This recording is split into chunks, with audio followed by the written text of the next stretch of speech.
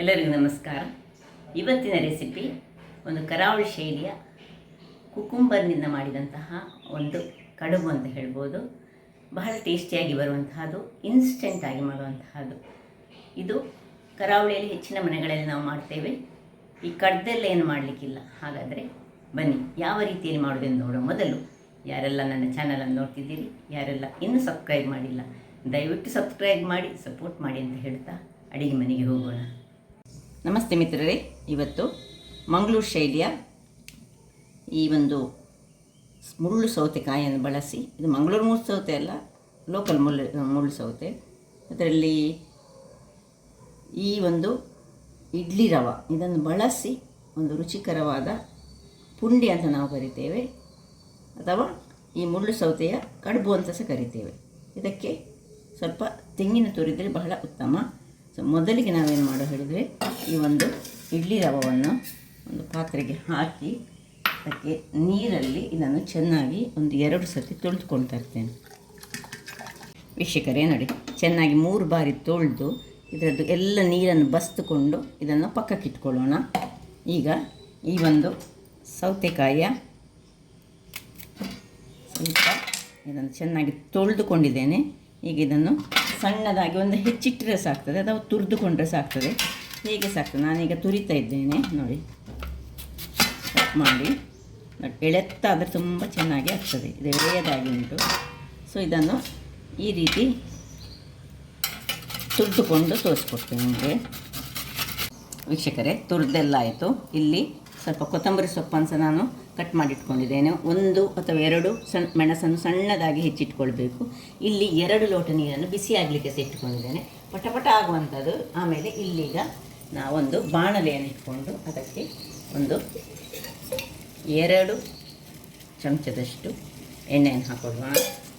So ಈಗ ಎಣ್ಣೆ ಬಿಸಿ ಆಗಲಿ. ಎಣ್ಣೆ ಬಿಸಿ ಆಯಿತು. 1 ಚಮಚದಷ್ಟು ಸಾಸಿವೆ, ಸ್ವಲ್ಪ ಉದ್ದಿನಬೇಳೆ ಹಾಕೊಳ್ತಿದ್ದೇನೆ. ಇನ್ನು ಈ ಕರಿ ಲೀವ್ಸನ್ನು ಸಣ್ಣದಾಗಿ ಕೈಯಲ್ಲಿ ಸ್ವಲ್ಪ ಸಣ್ಣ ಹೆಚ್ಚಿಟ್ಟುಕೊಂಡು, ಅಥವಾ ಹೀಗೆ ಬೇರೆ ಹೆಚ್ಚಿಟ್ಕೊಳ್ಬೇಕು, ಹಾಕೊಳ್ಳೋಣ.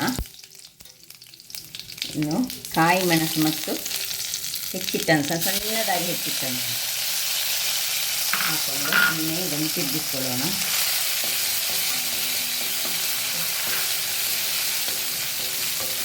ಸ್ವಲ್ಪ ಕೊತ್ತಂಬರಿ ಸೊಪ್ಪು ಮತ್ತು ಮೆಣಸಿನ ಹಸಿ ವಾಸನೆ ಹೋಗುವಾಗ ನಾವು ಇದಕ್ಕೆ ಈ ಬಿಸಿ ಮಾಡಿದಂತಹ ನೀರು, ನಾವು ಈ ಕಪ್ಪಲ್ಲಿ 1 ಕಪ್ಪಷ್ಟು ಅಕ್ಕಿ ರವೆ ತೆಗೆದುಕೊಂಡಿದ್ದೇನೆ, ಅಥವಾ ಇಡ್ಲಿ ರವೆ ಸಹ ಕರಿತಾರೆ.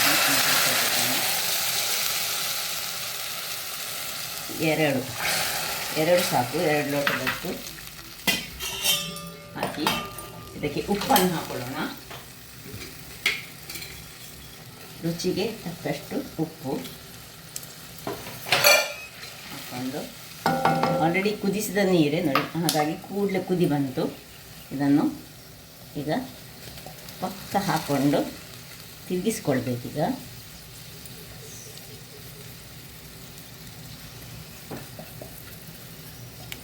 ಹಾಕ್ಕೊಂಡು ಸ್ವಲ್ಪ ನೀರು ಹಾಕ್ಕೊಳ್ಳೋಣ. ಇದಕ್ಕೆ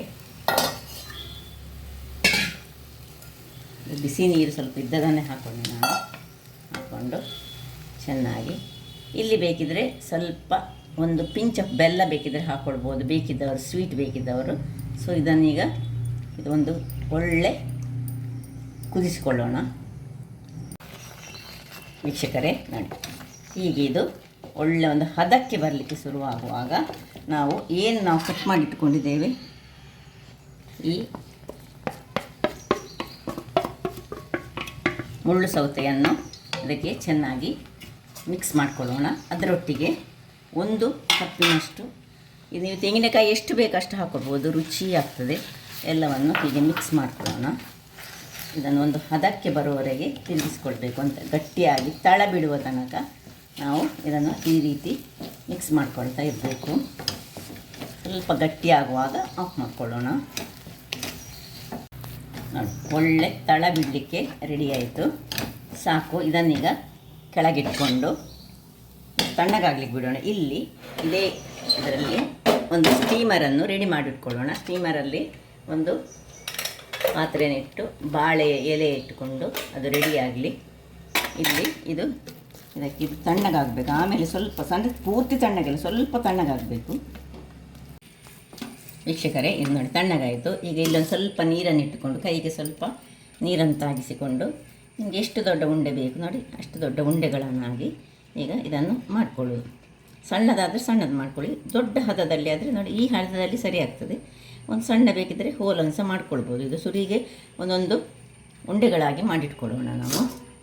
ಸೊ ಎಲ್ಲವನ್ನು ಇದೇ ರೀತಿ ಒಂದೊಂದು ಉಂಡೆಗಳಾಗಿ ಬಿಸಿ ಇರುವಾಗಲೇ ಸ್ವಲ್ಪ ಕೈಗೆ ನಾವು ನೀರನ್ನು ತಾಗಿಸಿಕೊಂಡು ಉಂಡೆಗಳಾಗಿ ಮಾಡಿಕೊಳ್ಬೇಕು. ವೀಕ್ಷಕರೇ, ಎಲ್ಲ ಉಂಡೆಗಳ ರೆಡಿ ಆಯಿತು ನೋಡಿ. ಇಷ್ಟು ಉಂಡೆಗಳು ಆಯಿತು. ಈಗ ಇಲ್ಲಿ ನೀರು ಸಹ ಒಳ್ಳೆ ಬಿಸಿಯಾಗಿದೆ.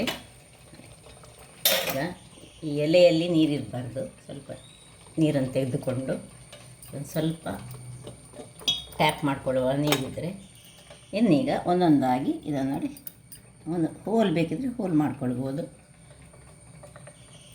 ಅಥವಾ ಇಡೀ ಸಹ ಇಟ್ಕೊಳ್ಬೋದು. ನಿಮಗೆ ಹೇಗೆ ಇಡ್ತಾರೆ ಹಾಗೆ ಆ ರೀತಿಯಲ್ಲಿ ಹೋಲ್ ಮಾಡಿದರೆ ಸ್ವಲ್ಪ ಬೇಯಲಿಕ್ಕೆ ಸಹ ಒಳಗೆ ಹೀಗೆ ಒಳ್ಳೆದಾಗ್ತದೆ ಹೇಳಿ ಹೋಲ್ ಮಾಡ್ತಿದ್ದರು.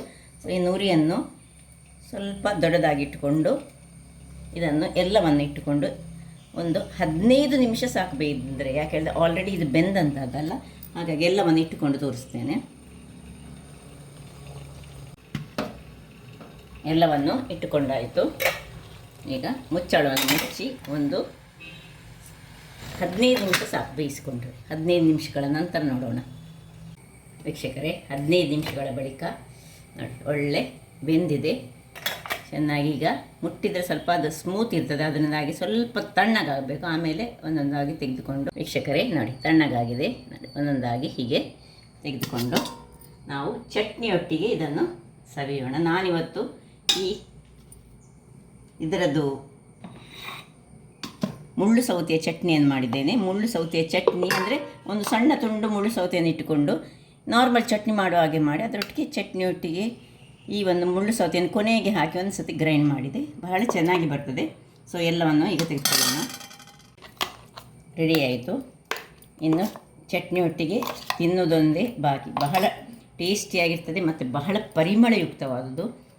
ಒಂದು ತಿಂದರೆ ಇನ್ನೊಂದು ತಿನ್ನುವಂತ ಅನ್ನಿಸುವಂತಹ ಈ ಒಂದು ಮುಳ್ಳು ಸೌತೆಯ ಮಂಗಳೂರು ಶೈಲಿಯ ಕಡುಬು ಹೇಗೆ ಮಾಡೋದನ್ನು ನೋಡಿದ್ರಲ್ಲ. ಹಾಗಾದರೆ ನನ್ನ ಈ ಕುಕ್ಕಿಂಗ್ ಚಾನಲ್ ನಿಮಗೆ ಇಷ್ಟ ಆದರೆ ಬೋಳೂರು ಸುವರ್ಣ ಚಾನಲನ್ನು ಲೈಕ್ ಮಾಡಿ, ಶೇರ್ ಮಾಡಿ ಹಾಗೂ ಸಬ್ಸ್ಕ್ರೈಬ್ ಮಾಡಿ ಹಾಗೂ ನನ್ನ ಇನ್ಸ್ಟಾಗ್ರಾಮ್ ಪೇಜನ್ನು ಫಾಲೋ ಮಾಡಿ. ಧನ್ಯವಾದಗಳು.